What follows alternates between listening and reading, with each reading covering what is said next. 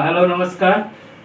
आज आपको एक युवा नेता से मुलाकात करवाता हूँ, संजीत कुमार सिंह, जो अपने आप को जन स्वराज के सारथी कहते हैं। ये अपना परिचय देंगे और अपने बारे में कुछ बता दें। देखिए, आपके चैनल के माध्यम से जन स्वराज के सभी अधिकारी को प्रणाम और सलाम, और आपके साथ चैनल के साथ देखने वाले मित्रगण और अभिभावकगण को प्रणाम और सलाम कर रहे हैं। संजीत कुमार सिंह मेरा नाम है कि जन स्वराज के एक सारथी के रूप में काम करने का अवसर मिला है और प्रशांत जी के एक सिपाही के रूप में भी काम हम कर रहे हैं, जो कि हम लोगों के एक बदलाव यात्रा गांधी मैदान में होने वाला है। बहुत बड़ा विशाल सभा होने वाला है, उसके तैयारी में हम लोग तन मन धन से लगे हुए हैं। बड़ी बड़ी पार्टियों के होते हुए भी आप ये एक नई पार्टी की तरफ से आपका रुझान कैसे हुआ? इस पार्टी का विजन क्या है और क्या क्या आप इसमें खूबी देखे जो इस पार्टी की तरफ से जुड़े? क्या कि लोग भी ये जानना चाहती है कि जन स्वराज है क्या, पीछे क्या है? देखिए, जन स्वराज मेरा लमसम 40 वर्ष एज हो गया, लेकिन अभी तक मैं ऐसा पार्टी नहीं देखे हैं और न आगे देखेंगे। अभी तक जितना पार्टी बिहार और देश में बनी है, जो पार्टी बनाया वही उसका अध्यक्ष हुआ, लेकिन ये जो पार्टी है जन स्वराज पार्टी जो बनाया वो अध्यक्ष नहीं बने प्रशांत जी, इसका अध्यक्ष मनोज भारती हैं। वो बोलते हैं कि जन स्वराज के हम एक सूत्रधार हूँ और कुम्हार वाला रोल मेरा है, चाक बनाए हैं लेकिन मालिक कोई और है। और दूसरी बात, विजन के बाद जो बता रहे हैं, तो विजन तो बहुत बढ़िया है। बिहार में और देश में जो पार्टी बनी है धर्म के नाम पर और जाति के नाम पर, लेकिन ये प्रशांत जी का और जन स्वराज का जो विजन है वो बहुत सुंदर और सराहनीय है। वो बच्चों से लेकर बुजुर्गों तक बहुत सुंदर विजन है, जो कि बच्चों के लिए 15 वर्ष तक विश्व स्तरीय शिक्षा फ्री। जन स्वराज की अगर सरकार बनेगी तो तुरंत तो ये व्यवस्था हो नहीं सकता है, तो वो बोले कि अगर प्राइवेट में भी पढ़ा रहे हैं तो उसका पैसा सरकार देगी।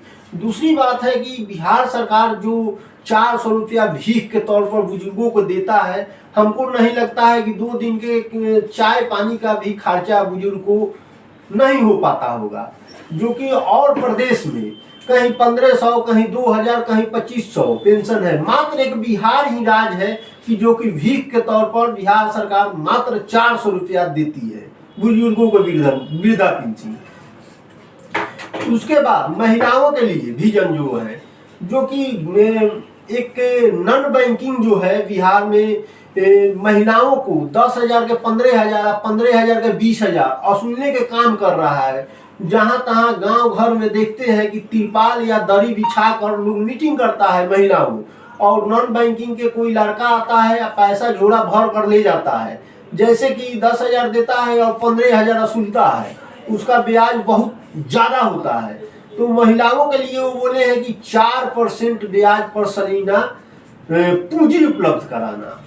तीसरी कहानी है कि किसानों के लिए वो बोले कि नरेगा से जोड़ा जाएगा, जो कि नरेगा से जोड़ा जाएगा किसानों और मजदूरों को अच्छा व्यवस्था कराना। केवल गेहूं मक्का बोने से किसान की आय नहीं बढ़ रहा है, कुछ यूनिक खेती कराएंगे वो। चौथी बात है कि पहला रोजगार पर पलायन, रोजगार पर वो बोले हैं कि जो कि बिहार से ही, बिहार के लड़का गुजरात खट रहा है, हरियाणा खट रहा है, असम खट रहा है, राजस्थान खट रहा है लेबर के तौर पर। बिहार ऐसे ही एक लेबर के कारखाना के नाम से बिहार जाना जाता है कि भाई अगर हरियाणा में लेबर चाहिए तो बिहार से मंगा लो, पंजाब में लेबर चाहिए तो भाई बिहार से मंगा लो, चंडीगढ़ में लेबर चाहिए बिहार से मंगवा लो, गुजरात में लेबर चाहिए बिहार से मंगा लो। कारण कि यहाँ पर बिहार में सस्ता मजदूर मिल जाता है, जो कि 250, 300, 400 में मिल जाता है। तो इसलिए बिहार में तो कल कारखाना है नहीं, तो रोजगार के लिए तो बाहर जाना ही पड़ेगा। और मध्यवीय परिवार भी जो कि कुछ लोग जो संपन्न है अपने बच्चों के शिक्षा के लिए कहाँ भेज रहे हैं, कोटा भेज रहे हैं, जो कि बिहार में अच्छा शिक्षा का व्यवस्था या संस्थान नहीं है। इसलिए बच्चों के लिए नीट या मेडिकल जो तैयारी करना है कोटा लोग भेज रहा है, जो संपन्न लोग हैं। तो कोई बिहार में मतलब घर रह कर न शिक्षा ले सकता है और घर रह कर न रोजगार ले सकता है, उसके लिए दूसरे प्रदेश में जाना ही पड़ रहा है। तो ये प्लान रोकने के लिए आपकी सरकार आने वाली क्या करेगी, आपने ये नहीं बताया। जो सरकार बनेगी तो इसका सूत्रधार मेरे बड़े भाई परम आदरणीय प्रशांत जी बोले हैं कि फर्स्ट प्राथमिक होगा 15 से 20 हजार रोजगार मुहैया करवाना, जो कि वो जिला वो ब्लॉक में रोजगार मुहैया होगी जन सुराज की सरकार बनेगी तो। अच्छा, आप ये कह रहे हैं बार बार कि जन सुराज की सरकार बनेगी, जन सुराज की। अभी फिलहाल हमने देखा है कि 2-3 उपचुनाव में जन सुराज ने अच्छा प्रदर्शन नहीं किया, इसमें क्या कहना चाहिए। 2-3 उपचुनाव में नहीं, 4 विधानसभा के उपचुनाव जन सुराज पार्टी लड़ी। तो पूर्ण रूप से जिस जिला में जन सुराज की विधानसभा चुनाव लड़ी थी उस जिला में हम लोगों को पूर्ण रूप से संगठन भी नहीं बना था। अभी तो मोटा मोटी 2.5 साल हो रहा है जन सुराज, 2.5-3 साल हो रहा है, एक वेट हम नहीं बता पाएंगे, लेकिन अंदाज एक बता रहे हैं 2.5-3 साल से बिहार में यात्रा चल रही है। तो जिस जिला में उपचुनाव हुआ उस जिला में हम लोगों के संगठन पूर्ण रूप से नहीं बना था, लेकिन तब पर भी 11% 10-11% वोट लेने के काम जन सुराज पार्टी की है। तो आने वाले आगामी विधानसभा चुनाव में आपकी सरकार बनेगी या फिर कितना सीट लाने का अनुमान रखते हैं। मेरा तो अनुभव है कि 200 पार होगा जन सुराज, यानी कि सरकार अगली बनने वाली जन सुराज की। बिल्कुल बिल्कुल 100%। ठीक है, आपको इसके लिए अग्रिम शुभकामनाएं और आप युवाओं को संदेश दीजिए। और देखिए, युवाओं को हम संदेश देंगे कि युवा से हाथ जोड़कर अपील भी करेंगे कि युवा आइए जन सुराज से जुड़िए और जन सुराज के सदस्यता लीजिए घर बैठे।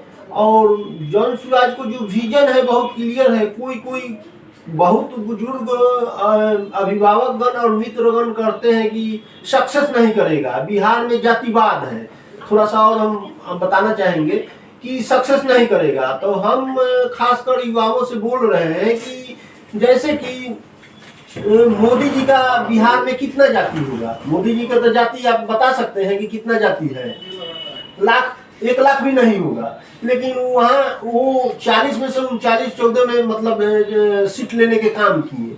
तो मोदी जी के तो हमको नहीं लग रहा है कि जातिवाद है, लेकिन लोग बोलते हैं कि ना जातिवाद बा, तो जन सुराज सक्सेस ना करी। लेकिन वो युवाओं को हम संदेश देना चाह रहे हैं, बताना चाह रहे हैं कि आइए और जन सुराज के सदस्यता लीजिए और 91-216 पर मिस कॉल मारिए और जन सुराज के घर बैठे सदस्यता लीजिए। और फिलहाल में अभी मैंने 10 से 15 हजार जन सुराज के बिहार सत्याग्रह आश्रम जो LCD घाट गंगा के किनार पर इसका मतलब एक आश्रम बना हुआ है, युवाओं के फ्री 3 दिन का ट्रेनिंग दिया जा रहा है। जो रोजगार लेना चाह रहा है बस उसको सोशल मीडिया के समझ होना चाहिए। सोशल मीडिया के अगर समझ होगा तो वो 10 से 15 हजार जन सुराज युवाओं को रोजगार अभी फिलहाल में दे रहा है। ठीक है, नमस्कार, आपने अपनी बात रखी। प्रणाम। जय हिंद, जय बिहार।